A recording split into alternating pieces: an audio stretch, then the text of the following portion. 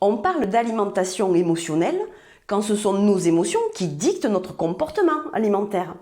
Et c'est pas tant ce que tu mets dans la bouche qui va faire grossir, c'est dans quel état émotionnel tu es au moment où tu manges. Est-ce que tu t'es déjà posé la question? Qu'est-ce que tu cherches même à ne pas ressentir, Laurence? J'ai même envie de te poser cette question-là. Oui, je te la...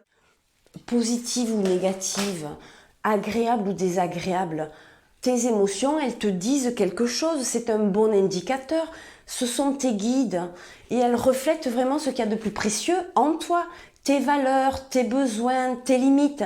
Elles sont une source importante d'informations sur qui tu es. On devrait manger en fait pour faire fonctionner notre organisme et être en bonne santé lorsqu'il nous signale sa faim. Normalement, tu vois, le corps, il dit « Oh, j'ai faim, donne-moi de l'énergie, je mange avec plaisir et je m'arrête quand je n'ai plus faim, tout simplement. » Mais pour les personnes qui ont des troubles alimentaires, qui sont en surpoids, la relation à la nourriture, elle est bien plus complexe parce qu'elles mangent à cause de leur émotion et non pour un besoin vital. C'est vraiment tout le contraire d'une faim physiologique.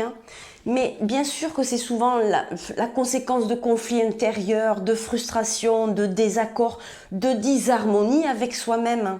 Et lorsque tu manges, quand tu sais que tu n'as pas faim, l'alimentation, en fait, elle te permet de squeezer, de zapper ton émotion.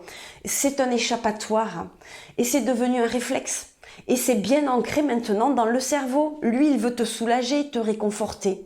C'est pour ça qu'il est indispensable de remonter à la source du dérèglement de la conduite alimentaire pour modifier à partir d'aujourd'hui ces comportements aliénants.